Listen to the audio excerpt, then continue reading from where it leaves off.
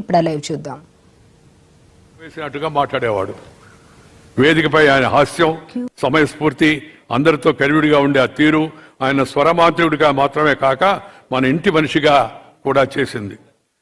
యదేవ విద్యయా కరోతి శ్రద్ధయ ఉపనిషద తదేవ వీర్యవతరం భవతి అని ఈ చందోపనిషత్తులో ఈ శ్లోకం. అది కేవలం పైకి కర్మలు చేయడమే కాకుండా వాటి వెనక ఉన్న లోతైన అర్థాన్ని, జ్ఞానాన్ని గ్రహించి శ్రద్ధతో చేసే క్రియలు ఎక్కువ ప్రభావాన్ని చూపుతాయి, మంచి ఫలితాన్ని ఇస్తాయని ఈ యొక్క శ్లోకానికి అర్థం. శ్రీ ఎస్పి బాలసుబ్రహ్మణ్యం గారు ఈ లక్షణాన్ని వణికిపుచ్చుకున్నట్టు ఒక వ్యక్తి. ఆయన ఏ పని చేసినా, అంటే నేపథ్య గానం కావచ్చు, గాత్రదానం కావచ్చు, నటన కావచ్చు, పాడుతా తీయగా ఉంటే అద్భుత కార్యక్రమాలకు సమన్వయకర్తగా కావచ్చు, ఆయన తన 100% ఇచ్చారు. శ్రీ బాలసుబ్రహ్మణ్యం గారు అన్నిటికన్నా కొత్త తరానికి గుర్తుండేది ఈ పాడుతా తీయగా ఈనాడు రామోజీరావు గారు పిలిచే ఆ కార్యక్రమాన్ని అప్పగిస్తే వందలాది మంది యువ కళాకారులను తయారు చేసి మన తరానికి అందించినట్టు మహనీయుడు శ్రీ బాలసుబ్రహ్మణ్యం గారిని మనం ఎప్పుడూ గుర్తుపెట్టుకోవాల్సిన అవసరం ఉందని సందర్భంగా మనం చేస్తున్నాను. వారు నాకెంతో ఆత్మీయులు. వయసులో నాకంటే కాస్త పెద్దవాళ్ళు. నేనంటే ఎంతో అభిమానం, గౌరవం చూపేవారు. నాకు కూడా వారంటే ఎంతో అభిమానం. అందుకే వారిని ఢిల్లీ తీసుకెళ్ళి నేను అక్కడ ఉన్నప్పుడు ప్రధానమంత్రి పక్కన నిలబెట్టి ఆయన్ని ఆ విధంగా గౌరవించేట పని కూడా చేశాను. ఆయన కూడా అద్భుతమైన ఈయన ప్రజ్ఞా విశేషాలు చూసి ప్రధానమంత్రి శ్రీ నరేంద్ర మోడీ గారు కూడా సంతోషపడ్డారు. వారి తండ్రి శ్రీపతి పండితురాడ్యుల సాంబమూర్తి గారు నా చిన్నతనంలో నాకు బాగా గుర్తు. నెల్లూరు వాడిని, నేను కూడా అప్పుడు నెల్లూరు వాడిని, ప్రస్తుతం తెలంగాణ వాడిని. ఇక్కడ ఉంటున్నాను కాబట్టి ఇక్కడ ఉంటాను కూడా, ఉండేది కూడా ఇక్కడే, పోయేది కూడా బహుశా ఇక్కడే అనుకుంటాను. ఆ రోజుల్లో వీధిని తిరిగి శ్రీపతి పండితురాడ్యుల సాంబమూర్తి గారు హరికథా కాలక్షేపం చేసి ప్రముఖ సంగీత కళాకారులను నెల్లూరుకి పిలిపించేవాడు ఆయన. ఎలా అంటే ఈ తిరిగి ఆ హరికథా గానం చేసేటప్పుడు జనం ఇచ్చే బియ్యం వాటన్నిటిని సేకరించి ఆ తర్వాత దాన్ని ధనంగా మార్చి ఆ డబ్బుతో నెల్లూరులో ఈ సంగీత విద్వాంసులందరినీ పిలిచేవాడు. నాకు మొదట్లో సంగీతం గురించి పెద్ద తెలిసేది కాదు.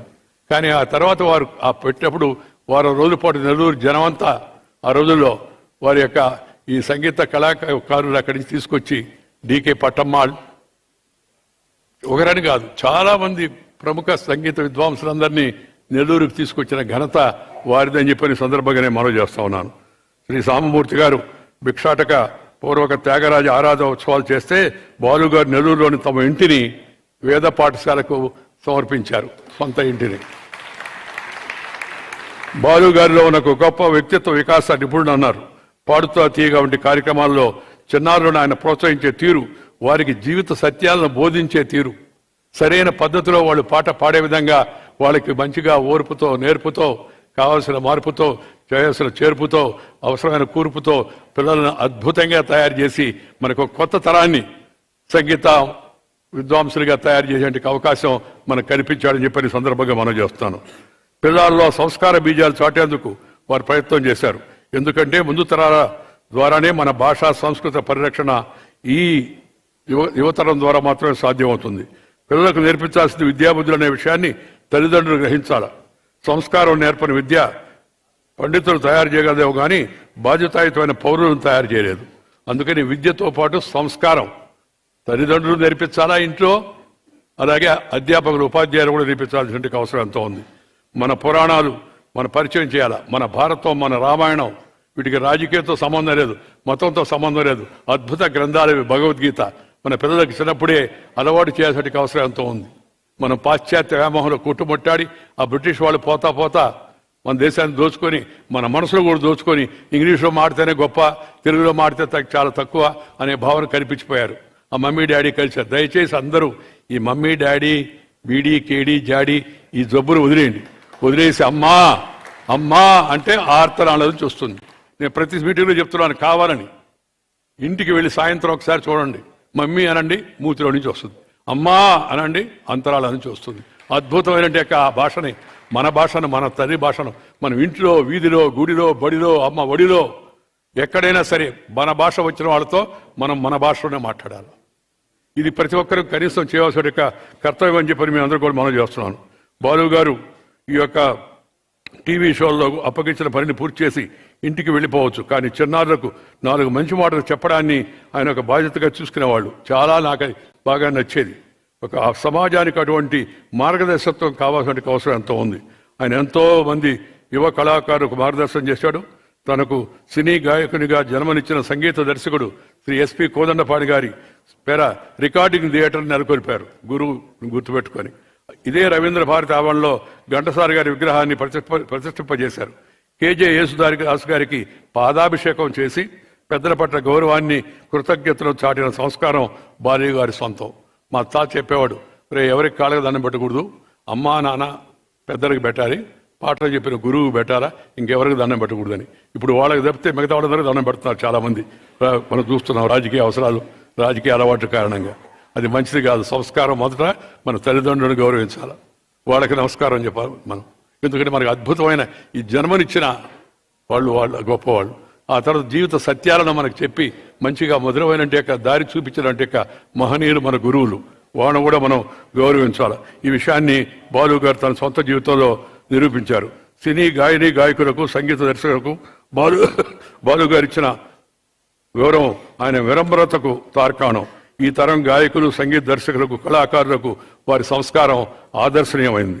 బాలసుబ్రహ్మణ్యం గారు మన మధ్య భౌతికంగా లేకపోవచ్చు, కానీ ఆయన గొంతు, ఆయన పాట, ఆయన ప్రేమ మనల్ని ఎప్పటికీ వదిలి వెళ్ళవు. బాలు గారి చిరస్థాయిగా ఒక గాన గంధర్వుడిగా మన మధ్యనే ఉంటాడని చెప్పి నేను కోరుతున్నాను. ఈ కాంస్య విగ్రహం కేవలం లోహపు ప్రతిమ కాదు, ఆయన కళాత్మక ఆత్మకు, అభిమానుల ప్రేమకు నిత్య స్మృతి చిహ్నం ఇది అని చెప్పని నేను అనుకుంటున్నాను. నేను ఇలాంటి కార్యక్రమాలు యువతరానికి మన సంస్కృతిని, గొప్ప కళాకారు గొప్పతనాన్ని తెలియజేయడానికి ఎంతో ఉపకరిస్తాయి. మన భాషను, సంస్కృతిని రక్షించుకోవడమే బాలు గారికి మనం ఇచ్చే విలక్షణమైన నివాళి. వారు సమాజం నుంచి కోరుకునేది కూడా అదే అని చెప్పని ఈ సందర్భంగా నేను మనవి చేస్తూ, ఈ విగ్రహం ఏర్పాటు దిశగా చొరవ తీసుకున్నందుకు తెలంగాణ సాంస్కృతిక మంత్రిత్వ శాఖను మరొకసారి హృదయపూర్వకంగా నేను మనసారా అభినందిస్తున్నా.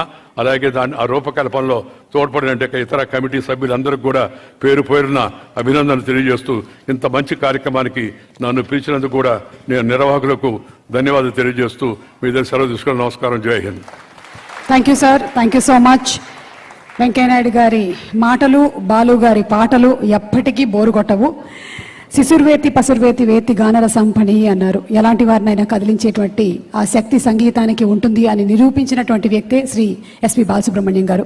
మరి అలాంటి బాలసుబ్రహ్మణ్యం గారి విగ్రహ ప్రతిష్ఠ ఇవాళ జరిగింది. అండ్ ఆ విగ్రహాన్ని అంత అపురూపంగా చెక్కినటువంటి శిల్పికి ఇప్పుడు ఒక చిరు సత్కారం. అంతకంటే ముందర ఈరోజు మీ అందరికీ అకేషన్ తెలుసలేదు, 2 రకాలుగా ఆనందం. ఫస్ట్ చిన్న ఆనందం చెప్తా, తర్వాత పెద్ద ఆనందం చెప్తా. సుమగారితో కలిసి వేదిక పంచుకునే అదృష్టం వచ్చింది, అది నాకు ఆనందం. గారు అన్ని తిట్టారు నన్ను, నాకు అర్థమైంది. బట్ ఈ రోజున ఏంటంటే, ఎందుకు ఈ రోజే విగ్రహావిష్కరణ చేసామంటే, ఈరోజు బాలు గారు ఫస్ట్ పాట పాడిన రోజు కాబట్టి. మరి ఆ పాట అట్లా ఊరికే పాడేలా ప్రతి కళాకారుడికి ఉండే ఒక సంఘర్షణ అయిపోయింది. మర్యాద రావన్న సినిమాలో బాలుగారి చేత పాట పాడించి రేపు పొద్దునే రికార్డింగు కారు వస్తుంది అన్నారు. వాళ్ళు హడావిడిలో కారు పంపించాల. ఈయనేమో అవకాశం పోయిందో లేదో తెలియదు. అప్పుడు బాధపడుతూ ఉంటే ఒక మిత్రుడు తన సైకిల్ మీద బాలుగారిని ఎక్కించుకుని రికార్డింగ్ థియేటర్కి తీసుకెళ్లారు. ఆ మిత్రుడు ఇక్కడ ఉండటం, బాలుగారి మిత్రుడు అవటం, మనం వారిని ఈనాటి ముఖ్య అతిథి శ్రీ శ్రీధర్ బాబు గారి చేతుల మీదుగా సత్కరించుకున్న తర్వాత శిల్పి గారికి సత్కారం చేద్దాం. కెన్ వి కాల్ శ్రీ జీవి మురళి గారు, ద ఫ్రెండ్ ఆఫ్ బాలు గారు, who is with Balu sir for his life time, to come on to the dais please. Murali గారికి సాదర స్వాగతం పలుకుతున్నాము. ఆ రోజున కారు లేకపోయేసరికి సైకిల్ మీద బాలు గారిని తీసుకెళ్లినటువంటి వ్యక్తి వీరే. అప్పటి నుంచి ఇప్పటి వరకు కూడా ఆ అనుబంధం అలాగే కొనసాగుతోంది.